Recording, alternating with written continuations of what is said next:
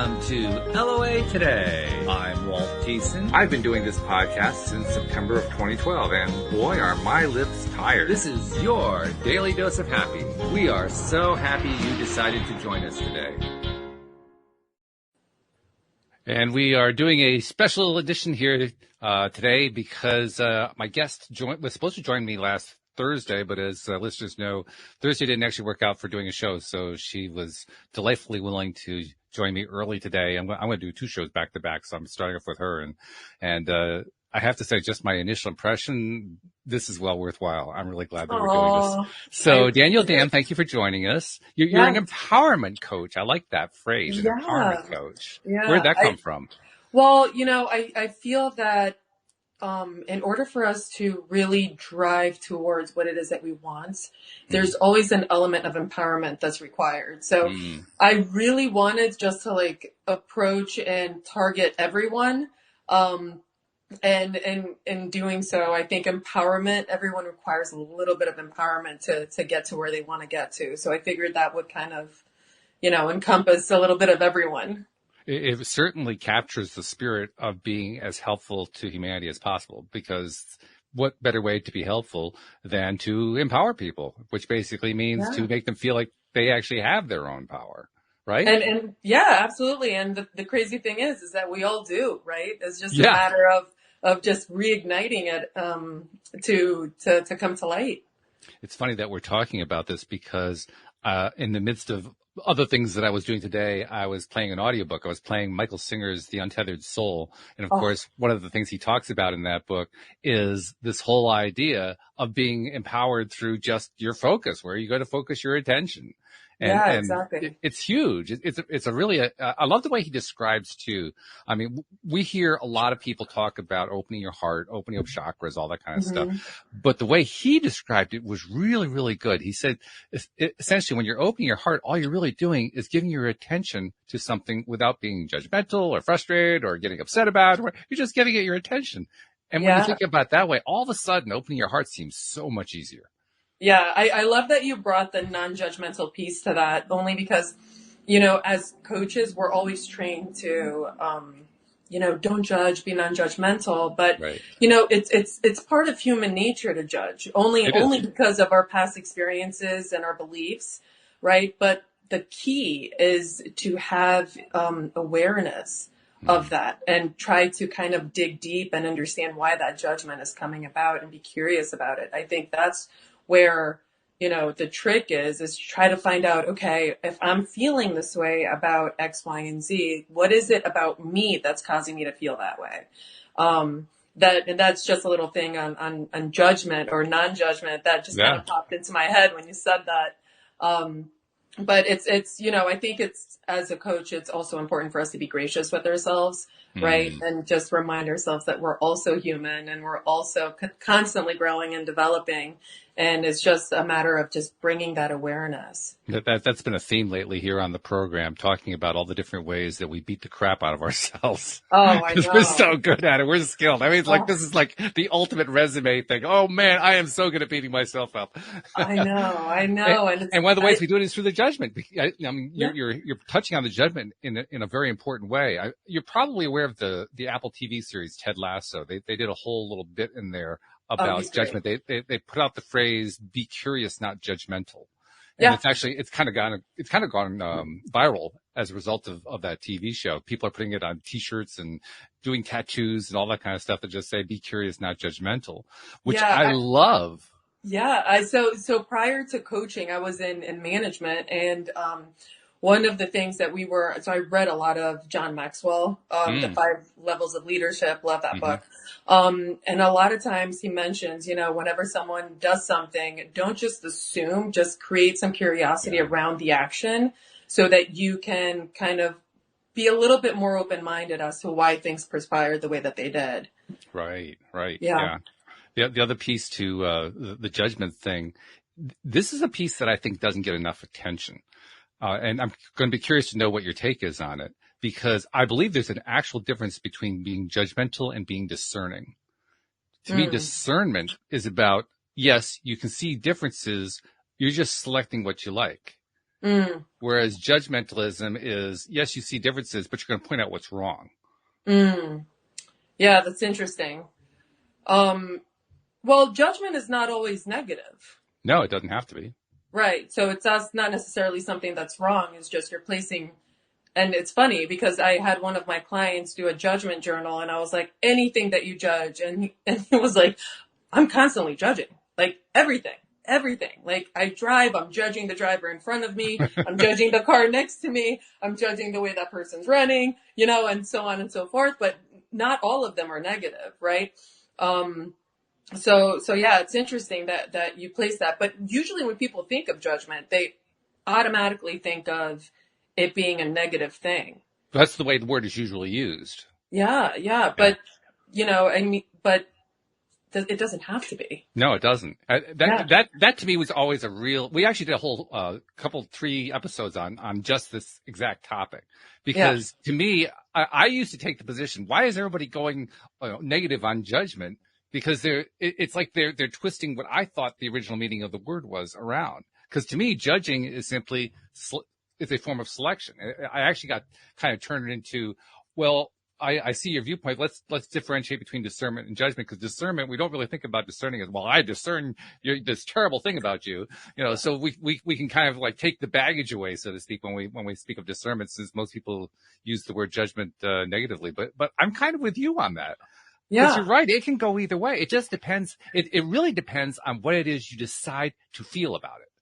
Yeah, absolutely. I mean, in order for you to judge, there has to be a yes and no, good, bad, light, dark, but for whatever reason, and I guess it's human nature to always kind of veer towards the negative, just our primal need to protect, right? So we kind of always kind of veer towards the negative, so that creates a little bit of protection. But but in order for you to be able to judge something as bad, then you'd also be able to judge something that's good. Mm-hmm. Oh, that's right. And Right? actually, I one of the things I picked up from a co-host, I really like this. I expressed it just now in terms of good and bad.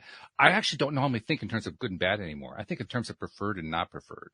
'Cause I like to take that baggage off the table entirely and just say, well, it's perfectly okay for me to have a preference. I can love something without actually liking it. I can love someone without actually liking them, Yeah. So, but that doesn't mean I want to hang around with them, right? It just means, okay, I appreciate who you are. Let's go your way. I'll go my way.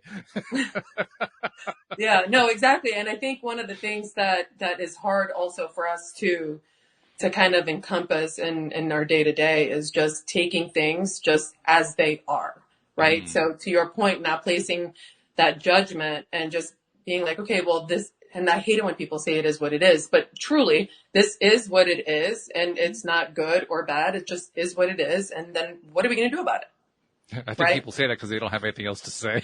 Yeah, that could be very true. That could be very true. The other thought that comes to my mind about this whole judgment thing is that it really, since it really does come down to how you feel about it, it also depends upon how you decide you want to feel about it.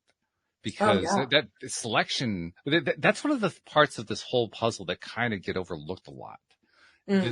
We actually get to choose our reactions to things. We're so used to the idea that we're programmed. I think you even used the word programmed, but we're programmed to, react certain ways. But I also look at things like, what kinds of ways do people look to get entertained? Well, they watch movies that are chock full of violence and horrible things going on, and they love it. They absolutely love it, So I have to say to myself, well, they like the negativity. They don't necessarily want it in their own lives, but they like it enough to go pay a ticket to watch a movie about it, or they like it enough to listen to a song about it or whatever it might be. Yeah, and you know what's crazy about negativity too, especially, I mean, I know you mentioned negative self-talk earlier, but there is an addictive component. Now, I don't want to butcher the science because, I'm not a neuroscientist, but there is a area of the brain, I believe it's the basal ganglia, that produces specific hormones that create an addiction to negative thoughts and negative feelings, to the point where you almost become so accustomed to it that feeling good kind of feels foreign. And when it's foreign, it's somewhat uncomfortable and scary. And then you try to find ways to go back to how you were feeling before that negativity, because that's what now you're used to. Right. So going back into programming, it just really requires a lot of inner work to almost reprogram your brain. And, by the time we're, I think, 35, that program is like hardwired, right? So if you're tell me past about 30, it. yeah, I'm 30 right. years past 35. I can tell you it's really hardwired. Right. Yeah. You have to do a lot to overcome it. So imagine the work that one would have to do in order to completely shift that. It's pretty intense work, but it's not impossible to do. Many people do it through, meditation, coaching, a lot of other techniques out there that can help them kind of rewire their brain to live a more happy and less negative life, for real. So. Yeah, which is ideal. That's absolutely the best place to be. We were talking about that a lot with the guests that we had on the show yesterday. He's very much into the idea that no one particular technique or modality is going to work for everybody. So with his practice, they like to, I think he said he had 15 of them that they like to select from, and then they try to mix and match it with the person that they're working with. I'm curious, do you do anything like that? I mean, do you have like certain things that you find always work, or how do you help people out? How do you help them find the right thing? It's funny. I actually, when I started my coaching, my pursuit for coaching, I went into one school and completed that, and then ended up like applying to all these different, certifications, and got about, I think, 5 certifications total. And from those 5, I just kind of mix and match the ones that kind of make sense for the client. I agree with your previous guest. I think it's very unique to the individual. Coaching is such a nebulous approach to, because humans are emotional, right? Whether we want to admit it or not, we are. And not everyone's going to act the same way, because it all depends on our experiences. It all depends on our beliefs and things that we've gone through. So it's really going to have to match that person and their personality and what they respond best to. We have a couple of people listening in live stream as we're recording. One of them, Debbie, left a comment. I wanted to share it with you and get your reaction on what she had to say, which I thought was pretty good, actually. She says, we can release the emotional attachment to the outcome, and then it's no longer a trigger for judgment. We see things as right or wrong, dark or light, etc., because of programming and beliefs. Yeah, that's called detached involvement. So that's when you become not only the participant, but also the observer of your life. So you are so consciously aware that you are able to pick the reactions that you want for specific situations. Whereas right now we're very reactive, right? And it's hard for us to, well, how do I want to feel at this moment? No, we just simply feel, right? But when you are able to build that detached involvement and not only become the participant, but also the observer of your life, that is a whole different experience.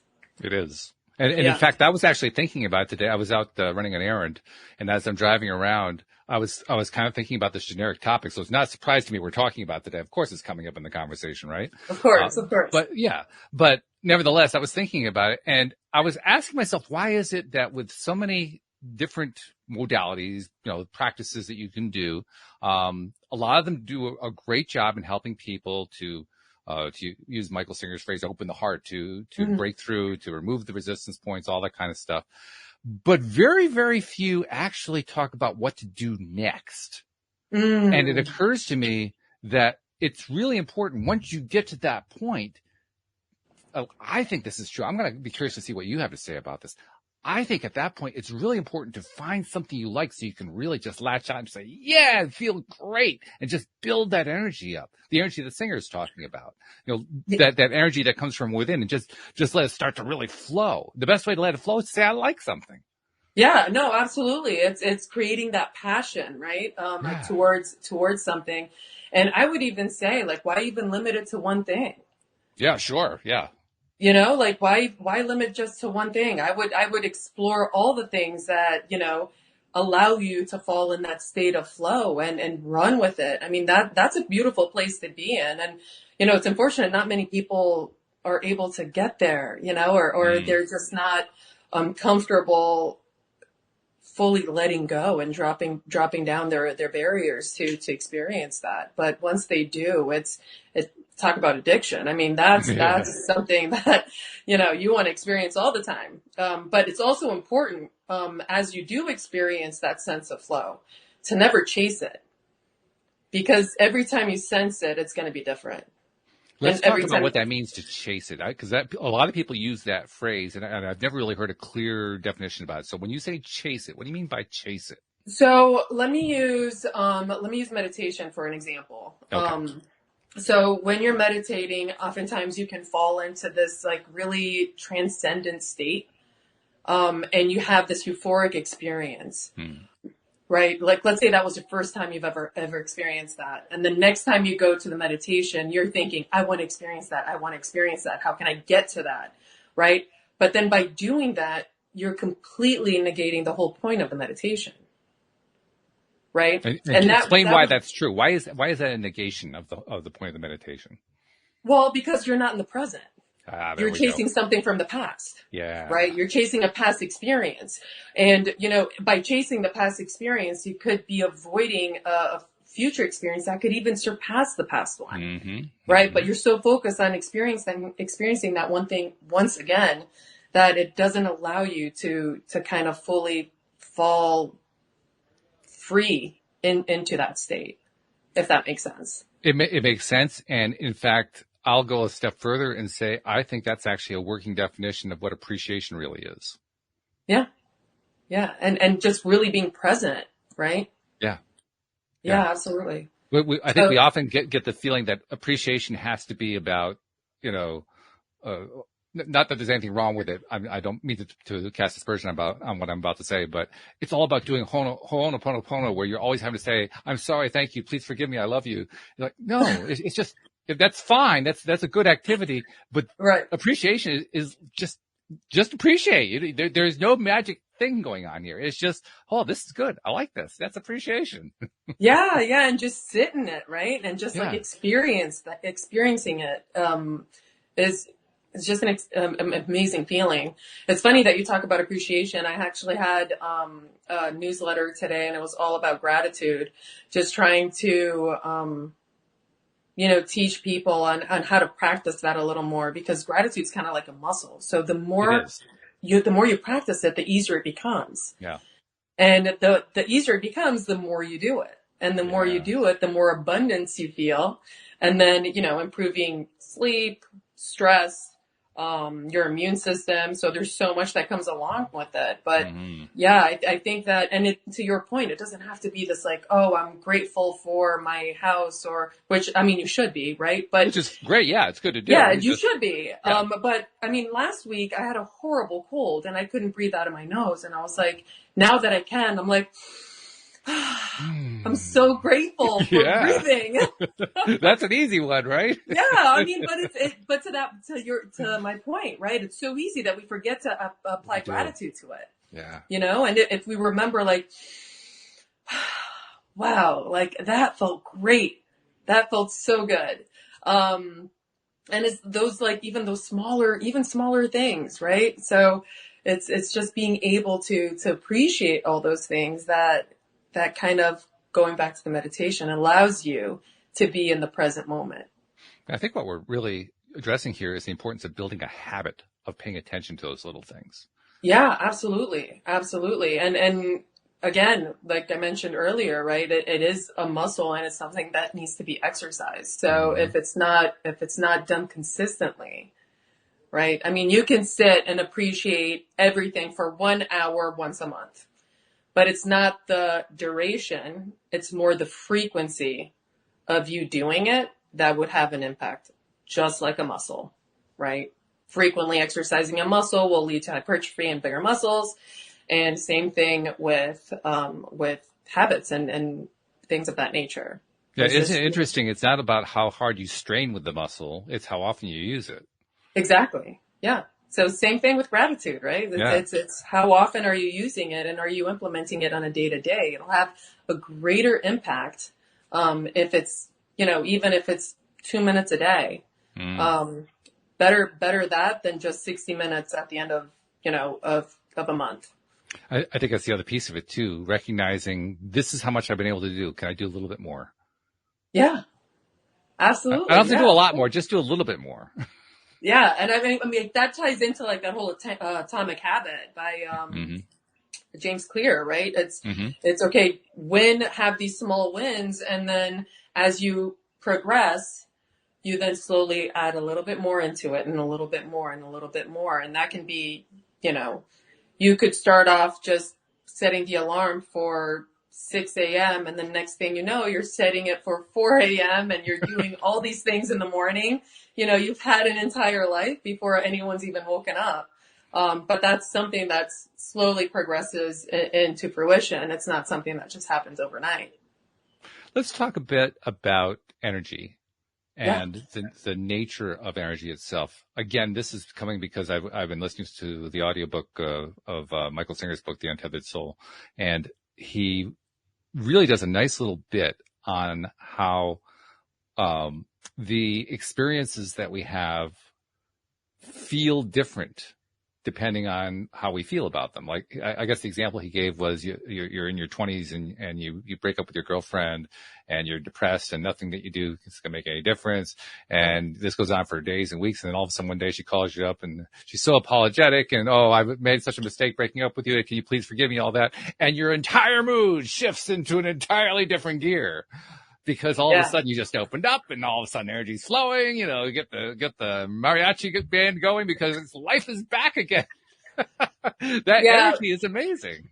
Yeah, it is. But so let me ask you this. In that scenario, was the energy shifted upward after she called?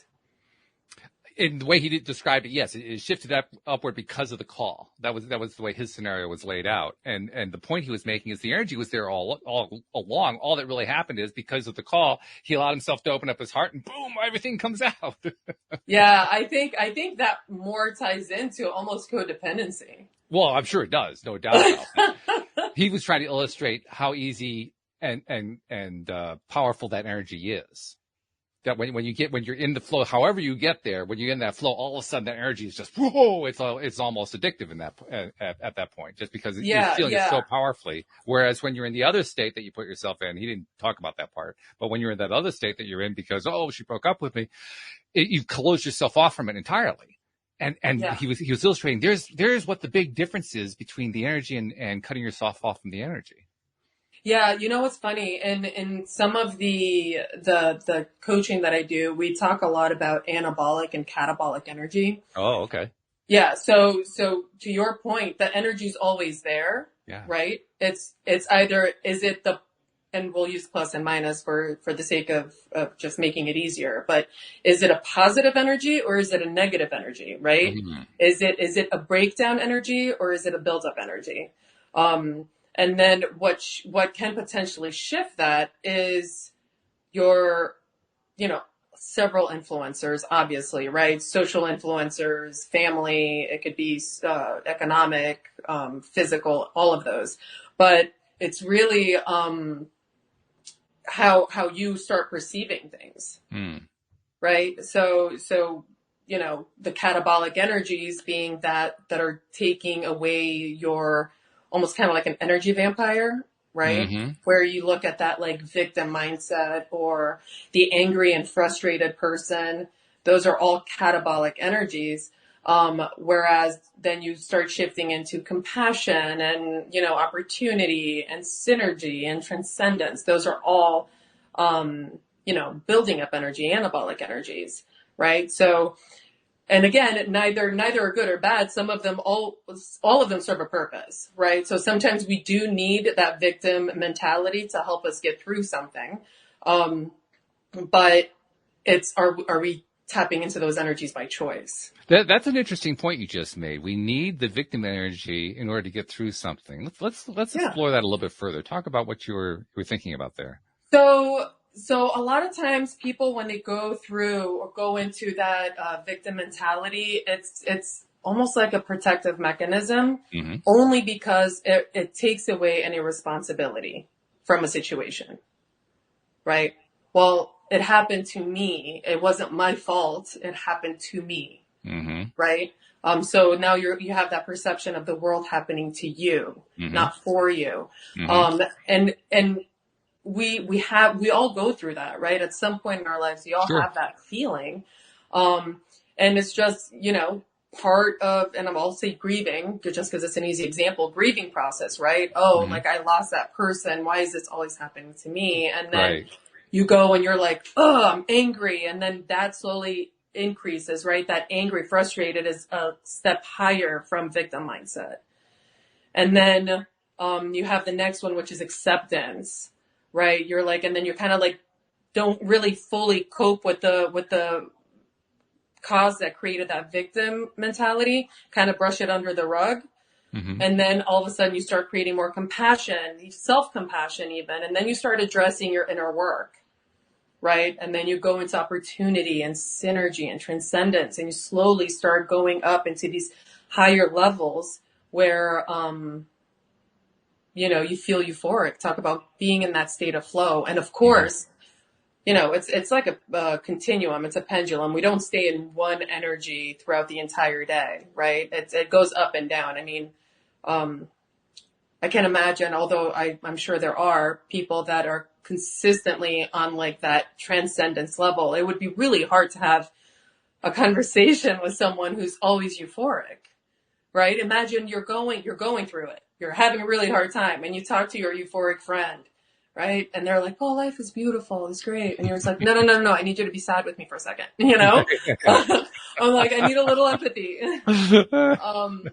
So yeah, but we do reach all these energies throughout the day. But to your, but that was a really long-winded answer to your question, but it was good though. I liked it. Oh, good. Well, I mean, because that's not something we really think about, that the victim energy can actually be beneficial. We usually think of it as something we want to leave behind once we understand what it is. But you found a way to say, look, this is a stepping stone, which is cool. I like that. Yeah. Yeah, it is. It is. And it's just part of human, right? You have to normalize that feeling a little bit and not make someone feel bad for feeling victimized. I mean, that's okay. We also don't know their background or what they've been through. Right. So that's something that we also have to keep in mind when we're talking to, friends, family, acquaintances. Because I think there's a balance here. I mean, I think what we're really talking about is the difference between, am I going to feel like a victim or am I going to live as a victim? Exactly. And is it by choice? Yeah. Right. Am I choosing to be in that victim mindset because I really don't want to deal with the responsibility and I want to just get sympathy from people? I just want people to like feel bad for me for a second. Which is really all about that energy again. I can't feel my own energy, so I got to get it from somebody else. Yeah, exactly. And then going back to that codependency, right? Yep. Yeah. And there it is again. Boy, that stuff just comes back over and over again. Talk about law of attraction. Oh my God. Yeah. Yeah, definitely. It's crazy, but it comes back because it's relevant. Yeah. And it's always relevant. Yeah. It's just part of who we are. Some people choose to use it or believe in it and some don't, but it's there. Yeah. Yeah. Well, that's just like you say, that's part of life where we are human beings, and a human being is a spiritual being having a physical experience. And that is sometimes hard to handle. Sometimes it's really easy to handle. A lot of times it's easy to handle, but sometimes it's just a pain in the ass to handle that. It is. Yeah, but handling it makes you stronger. It does. It makes you stronger. It makes you more resilient. So it's always an opportunity, right? It's always an opportunity. I was looking at your website and you had a couple of interesting headings. I wanted to address each one of them individually because I think they're all, we could do shows on all three of them, but we'll just do a little bit of a show. The first one we've been talking about indirectly here. Let's talk about directly. Self-mastery. Yeah. So that's really, again, going back into living your life as an observer and participant at the same time, right? Picking those energies. So a lot of what I do is through that core energy work where we go from victim to transcendence and allowing the person to actively choose which energy do they want to experience in any particular situation. Right. And then in order to do that, you really need to understand you, right? Even more so than you already do. And that's where the self-mastery part comes in. I like the two words that you used. Let's see if I remember them correctly. This is a little bit of a quiz. I think the words that you used were to be the observer and be the participant. Yes. And there's definitely a balance to be found there. That's not always the easiest balance to find. No, it's not. That is probably the toughest thing to achieve. But once it is achieved, it's and again, it's not always constant, right? Mm-hmm. We're human. Right. We'll all regress at some point and then progress at another. But once you do hit that point of that, detached involvement, it really is an amazing experience where you can look at your life as though you're watching a movie and you're like, okay, I'm going to play this part right now. That's a great phrase, detached involvement. That you focus on that one for a while and you get a sense that, wow, you can really do those things at the same time. And of course you can, but initially you say, is that possible? Yeah, it is. What it means is, also not being attached to any outcome. So when you're talking about self-mastery, you're really looking at your life as an opportunity for constant growth. So you're never reaching a pinnacle, because once you reach that pinnacle, where do you go? Right? You go into non-physical. Yeah, exactly. But it's a constant progression to improving yourself. Right. So it's almost that like mastery orientation where you're always a student. And there's always so much to learn, and then seeing the opportunities that come with that. That's what I found to be really an optimum viewpoint. It's how I do the podcast. I mean, I literally started this podcast because I wasn't just a student. I was in dire straits, and I was in such dire straits. To give you the background of it, I started the podcast in 2012 because in 2008, my business and my wife's business both got wiped out by the financial crisis with a stroke of a pen. We were just devastated, and we just struggled for the next 4 years trying to climb out. And all we did was get deeper and deeper in debt, deeper and deeper in despair. It was really, really bad time. And it was so bad that I couldn't afford to hire a coach. I couldn't afford to buy a self-help book. I couldn't afford to do anything. I couldn't afford to go to the bathroom. It was crazy. So I said, well, I'll start a podcast. I can do that for free, and I can get people to come on my show and teach me. And so that viewpoint actually was probably the best viewpoint I could have adopted, because I became the student. I wasn't here to tell people what to do. I was here to learn. And look at all the amazing knowledge and nuggets that you took from all of that. That's amazing. It is. It amazes me. I look at how many episodes I did. Like, whoa, oh my goodness. What came? And the best part was, like I said, I did it because I was in desperate straits. My mind was not in a good place at all. And I've learned since then how to regain control and fix stuff and basically become more mindful, more in the moment, let go of blocks and all that good stuff. I've learned all that stuff along the way. It's been great, and I'm still learning it. But the perspective itself is the best part, because when you start with that perspective, then everything opens up to you. It's amazing how it opens up. Yeah, and there in fact, go. When you take the other perspective, the one of I'm here to teach you something, it all closes up. Yeah. You know what I mean? Yeah. There's a saying, everyone we encounter is not only our teacher, but also our student. Yeah. So it's a give and take. We always learn and we always teach at the same time. And then the big surprise for me was not only did I actually make the progress I was looking to make, but I was loving it. It was fun. I mean, that's why I continue to do it's 10 years later. Next month is my 10th anniversary. Congratulations. And thank you. Yeah, it's exciting, but it literally, the only reason I've gotten this far is because not only did I do a lot of the growing I needed to do, and I'm still doing, but I found I enjoyed it so much. That was a surprise. I didn't expect that was going to happen. I thought I was going to do, maybe 100 episodes or something and I'd be done. But no, it's like I can't get enough of it anymore. Talk about addiction. And it's the best kind of addiction because I don't have to go dry out in Arizona. I mean, it's wonderful. Yeah, no, that's great. And like all the goodness that comes of it. And, that tap goes back into tapping into potentially feeling that state of flow as you're going through this, right? I mean, as you do, I mean, you're doing 2 back to back. Yeah. And you're just like, I'm ready to go, There's some people who would say they'd be overwhelmed by that. I'm saying, give me the next one. Come on, let's go. Yeah, exactly. That's beautiful. That's amazing. Way to take a situation and see the opportunity from it, and then allow yourself to grow and make something so great of it. Well, I'll take some credit for that, but honestly, I kind of slipped into it. It wasn't planned. It wasn't like I deliberately said, "Well, I'm going to learn to adopt this new viewpoint." No, it just kind of happened. I got lucky by default in a sense, and I kind of ended up doing the right thing. Maybe it was internal guidance. I don't know. All I know is it worked out a whole lot better than I thought it was going to. Well, a lot of people say that luck is opportunity and preparation together, right? So the opportunity was there, and you were prepared to take a step towards it. So plus, I had an IT background, so I was one of the few people who could figure out how to do it when all the current services we have weren't available. I had to kind of figure out how do you record this stuff, right? Yeah, so there you go. You used your strength to like propel you forward. Yeah, that's great. exactly. Yeah, that's amazing.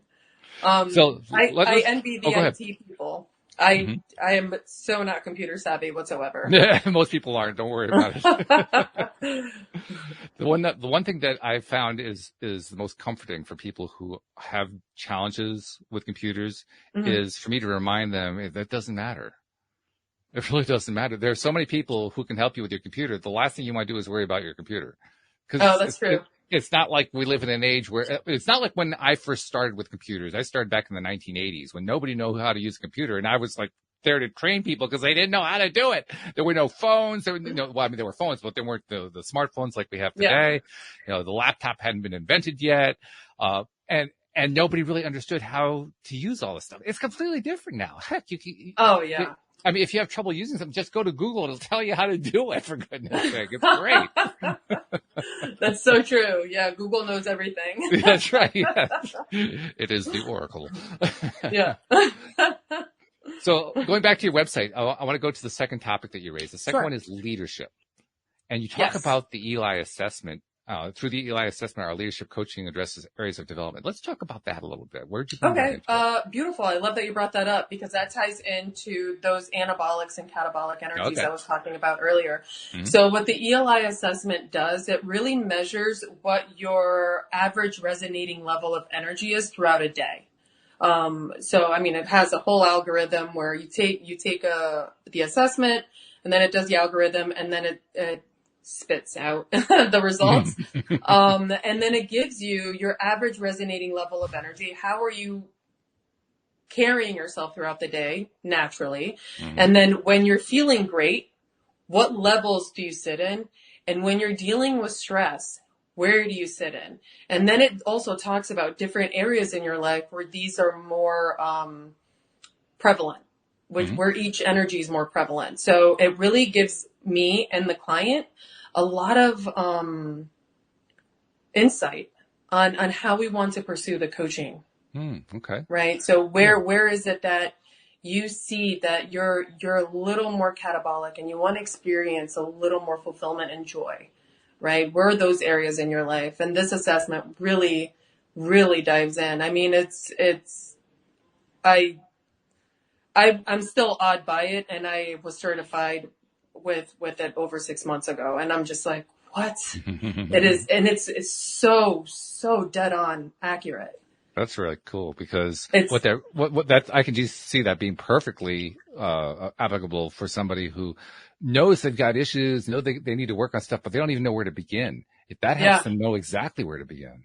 Yeah, exactly. And the reason why I like to use it in leadership is, we're leaders in everything, whether by default or by choice, right? By a title. But we carry that leadership with us in some capacity in our lives. So yes, leadership is executive. It can be in that realm, but it's also how do you lead your own life? How do you lead and allow people to be influenced by you in a positive way, not manipulated, but how do you influence people positively, right? So it's more towards, geared towards that as well. It's being a leader of your own life and really sitting at the steering wheel and, owning the road. That strikes me as being, very likely a really common point of conversation between you and your clients, in that I can see a lot of people saying either to themselves or to you, well, Yeah, I never really associate leading my life with leading somebody else in a business. Yeah, but I mean, those skills are transferable. They are. Yeah, they're very transferable. And the more you start seeing it as that, the better you'll apply it not only at work, but also at life. Mm-hmm. Right. Mm-hmm. So, it's just exercising it constantly.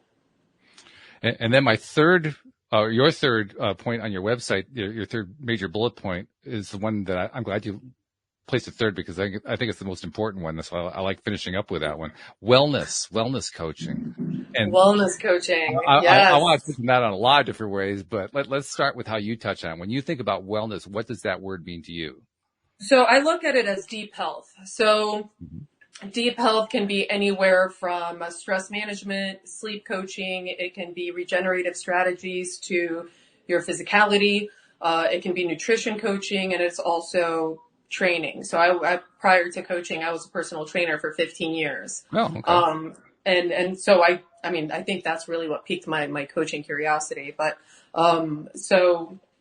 so it does encompass the physical aspect, Mm-hmm. but also lifestyle behaviors that can supplement whatever goal you're trying to achieve. And most often than not, people are always coming with like a performance goal or an outcome goal, right? Sure. Yeah. And the goal there is just to kind of teach them that, hey, I love that you have that goal, but once we achieve that, what's next, right? So again, going back to that mastery orientation, let's look at being a little better every day instead of just trying to reach this one goal, right? The body fat loss. I want to lose, 10 pounds or 10% body fat, whatever the case may be. And I'm like, let's not focus on the numbers. Let's focus on the actions that you can implement on a day to day, that the number will be a byproduct of those actions. So if we can hone in on these habits and make sure that we're being consistent with them, you'll get there. But I mean, weight loss, total health and wellness, it's all encompassing. It's really not just the gym. It's nutrition is a big part of it. Stress management is huge, especially now with, everything going on. And not only with the economy, but also, families and, depression and all of that, so huge.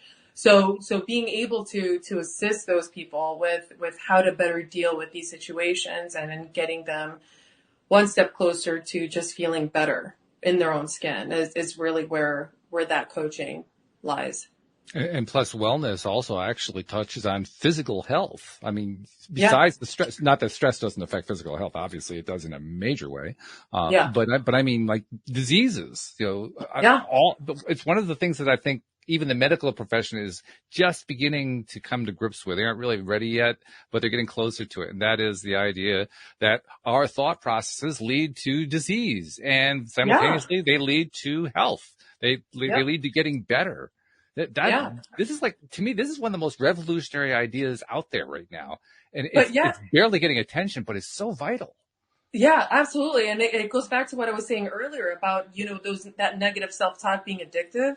Mm. You can talk yourself into sickness. Oh, easily. And you can talk yourself into wellness as well, right? Takes practice, but you can do it. Yeah. Yeah. I mean, we do essentially have this superpower within us that no one's really tapping into. I mean, how amazing would it be if you would be able to, just almost heal yourself. Actually, I'll use myself as an example. I was recently diagnosed with, hyperthyroidism, and it was, my wife had that. Yeah. So it was correlated to having COVID. Mm-hmm. And I remember going to my endocrinologist and she was like, all right, we're going to put you on this medication. You're going to be on it for 3 months and then you're going to come back. And I'm like, no, I'll be on it for 1 month. I'm like, I'll be on it for 1 month and I'll come back and we'll modify. And she's like, 1 month is not enough. And I'm like, well, just do it just to, ease my mind. Humor me. Yeah, humor me. So we did a month, and sure enough, after a month of doing this, I kept on telling myself, I'm like, I'm not staying on this medication. I'm like, my body can do this. Mm-hmm. Sure enough, she's like, we need to cut this by over like 75%. It's way Yeah. too high. Your body's hyper responding. And I'm like, I Mm-hmm. told you. I'm like, I knew this. That's fabulous. Yeah. Yeah. So, I mean, but it is the power of the mind. I mean, I was doing meditation over this and thinking of like, imagining my body and my metabolism working the way it should be. And I really attribute, that health into creating that mental strength and grit to being healthy. So yeah, we all have that. We all have that ability. Yeah, we do, which is very cool. We just have to learn to, first of all, believe that we have it. And second of all, to actually exercise it and put it to use. Yeah. And trust I that think it the actually is going to first work. part is probably the hardest part. It really is. Yeah. Yeah. Yeah. We Once have you a similar. believe it. Mhm. Sorry? I was just going to say, we have a very similar story with my wife. My wife, I actually currently run her business. She's retired. It's a gardening service maintenance business. Circa 2017, 2018, I could see it was taking a big toll on her. I didn't realize how big of a toll it was because she developed the hyperthyroidism. Mm. And I could tell, I knew that the whole thought process surrounding the business and all the focus on negative stuff and not, just getting frustrated and stressed and overwhelmed and all that kind of stuff. It was just building and building and building and building. So when she finally got so sick that she got diagnosed with the hyperthyroidism or Graves' disease, great name for it, by the way, Graves' disease. Yeah, right. I mean, all appreciation to Dr. Graves, but could they please pick another name? But anyway, I remember that, there were a few things. First of all, there was a major episode on Christmas Eve, and she was in the hospital on Christmas Eve, and they were keeping her overnight. So all of a sudden, the Christmas holiday was going to disappear.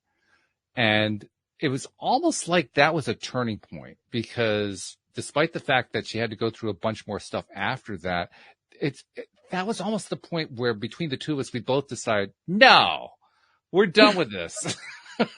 No. This is not the way this is going to play out. And it started that day. She actually was able to come home on Christmas Day, despite the fact they thought that she wasn't going to be able to.